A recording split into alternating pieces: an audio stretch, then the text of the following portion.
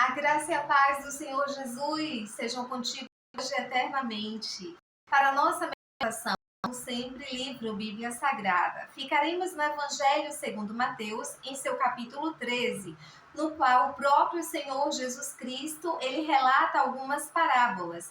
E precisamente dos versículos 24 ao 30, ele fala a respeito da parábola do trigo e do joio. Jesus, ao nos contar esta parábola, ele nos induz a sermos pacientes.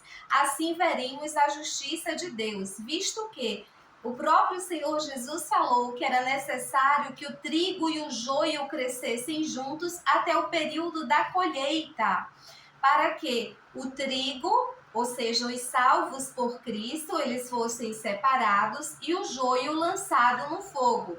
Ambos são extremamente semelhantes e crescem juntos. Daí a importância de saber a espera.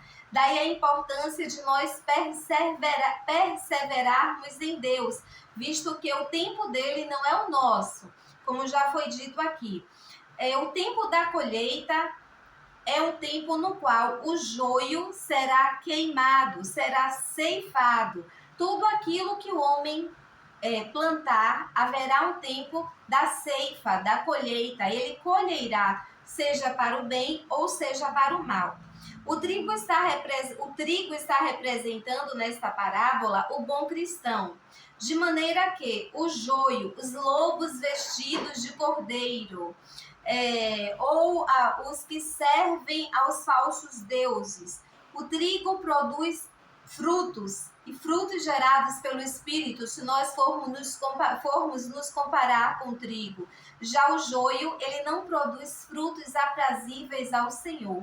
O trigo, ele se assemelha ao pão da vida, até mesmo porque o pão ele é feito do trigo. O trigo representa o cristão puro, o cristão genuíno, enquanto que o joio, os filhos das trevas, enquanto que o joio, pessoas seguidoras de seitas que não condizem com a verdade escrita na Bíblia Sagrada.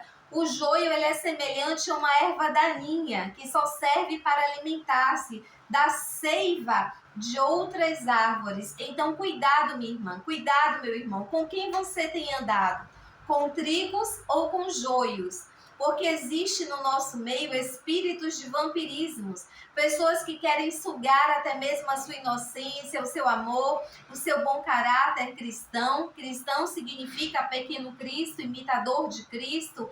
E aí são os verdadeiros joios, porque o trigo, ele vai frutificar. O trigo, ele vai gerar frutos do Espírito Santo de Deus.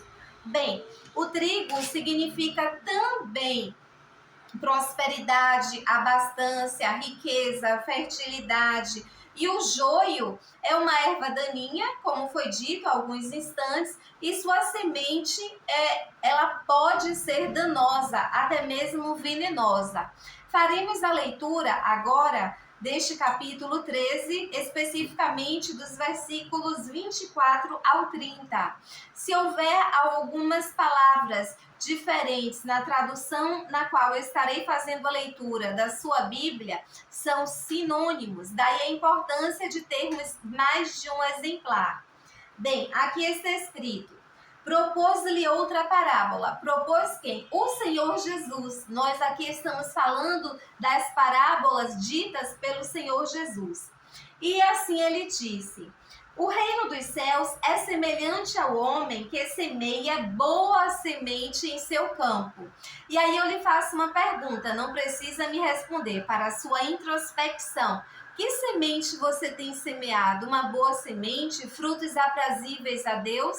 Ou você tem semeado sementes que são venenosas, como o joio? E aí Jesus ele continua no versículo 25. Mas, dormindo os homens, veio o seu inimigo. E quem é o inimigo das nossas almas? Satanás, os demônios e também, por vezes, humanos perversos. Nós temos inimigos físicos, espirituais, ocultos e revelados. E este inimigo, ele semeou joio no meio do trigo e retirou-se. E versículo 26.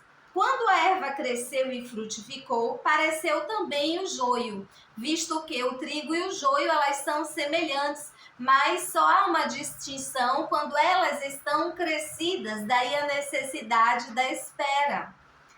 Os servos do pai de família, indo ter com ele, disseram-lhe: Senhor, não semeastes tu no campo boa semente? Por que tem então joio? E ele lhes disse: O inimigo é quem fez isso. E os servos lhe disseram: Queres, pois, que vamos arrancá-lo? Os servos questionaram ao Senhor, ao dono do campo. Porém ele lhes disse: para que ao colher o joio não arranques também o trigo com ele. Deixai crescer ambos juntos até a ceifa, e por ocasião da ceifa direi aos ceifeiros: colhei primeiro o joio, atai em molhos para os queimar, mas o trigo ajuntai-o no meu celeiro. Bem, eu desejo, anseio de corpo, alma, espírito e verdade, em nome do Senhor Jesus, que você seja trigo, que a sua parentela, a sua família, os seus sejam trigos e que todo joio que estava à sua volta seja arrancado, ceifado e que não impeça o seu crescimento e não venha te envenenar com a sua semente venenosa. Para tanto, é necessário que nós venhamos a ter uma vida de intimidade, comunhão com o Pai, o Filho e o Espírito Santo de Deus, pautadas nas Sagradas Escrituras, uma vida de separação, jejum, oração, adoração. E assim nós estaremos gerando frutos aprazíveis a Deus. E assim nós seremos por eles considerados como trigos e não como joio. Viva a vida em Cristo!